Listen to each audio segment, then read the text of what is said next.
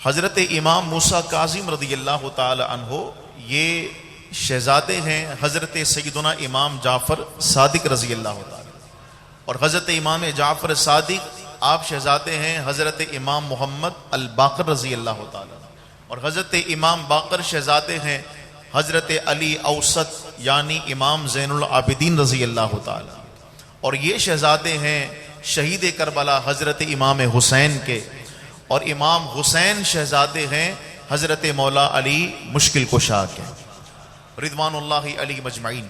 ہر دور میں یہ جو شہزادگان ہیں ان کی طرف جو علمی دنیا ہے انہوں نے ہمیشہ اس گھرانے کی طرف توجہ کی ہے۔ جیسے امام اعظم ابو حنیفہ ہیں جو فقہ حنفی کے امام ہیں، ہمارے امام ہیں، آپ نے 2 سال سے زائد حضرت سیدنا امام جعفر صادق کی بارگاہ میں استفادہ فرمایا، آپ سے علم حاصل کیا ہے 2 سال سے زائد۔ اسی طرح حضرت امام اعظم ابو حنیفہ کے جو شاگرد ہیں جن کو صاحبین کہا جاتا ہے، حضرت امام محمد اور حضرت امام ابو یوسف، ان دونوں شخصیات نے اپنی زندگی کا ایک حصہ استفادے کے لیے حضرت امام جعفر صادق کے شہزادے حضرت امام موسیٰ کاظم کی بارگاہ میں گزارا۔ تو یہ جو صاحبین ہیں امام محمد اور امام ابو یوسف جو امام اعظم ابو حنیفہ کے شاگرد ہیں، یہ دونوں ایک مرتبہ حضرت امام موسیٰ کاظم کی بارگاہ میں رات کے وقت حاضر ہوئے استفادے کے لیے، علم حاصل کرنے کے لیے۔ تو وہاں ان دونوں شخصیات نے ایک نظارہ دیکھا۔ وہ نظارہ کیا تھا؟ یہ جو امام موسیٰ کاظم ہے نا، یہ روشن ضمیر شخصیت ہے، ان کے سامنے دل ایسے کھلا ہوتا ہے جیسے انسان آئینے میں اپنے آپ کو دیکھ رہا ہوتا ہے۔ روشن ضمیر ہیں، صاحب کشف بزرگ ہیں، ان کی نگاہوں سے کوئی حجاب اور پردہ نہیں ہوتا، ان کے سامنے سب عیاں ہوتا ہے، ظاہر ہوتا ہے۔ تو صاحبین فرماتے ہیں کہ ہم امام موسیٰ کاظم کی بارگاہ میں جب آئے تو ہم نے دیکھا کہ آپ کا خادم آپ سے ذرا لاڈ کر رہا ہے۔ وہ لاڈ کیا تھا؟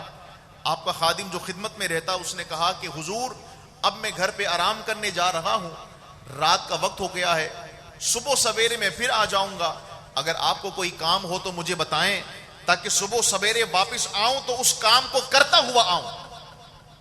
ٹھیک ہے؟ حضرت موسیٰ کاظم نے اس بات کو سنا نا تو آپ مسکرا دیے کہ خادم کہہ رہا ہے کہ صبح میں واپس آؤں گا، کوئی کام ہو تو بتائیں وہ کرتا ہوا آؤں۔ امام موسیٰ کاظم نے مسکرا کر فرمایا اب یہ ہم سے پوچھ رہے ہیں کہ کوئی کام ہو تو بتائیں، حالانکہ اس کو صبح اٹھنے کی امید ہے، حقیقت حال یہ ہے کہ صبح یہ زندہ نہیں رہے گا۔ یہ آپ کا کشف باطنی تھا، آپ اس کے سینے میں جھانک رہے تھے کہ اس کا جو اس وقت دھڑکتا ہوا دل ہے اس کو صبح تک کی مہلت بھی ملتی ہے یا نہیں ملتی۔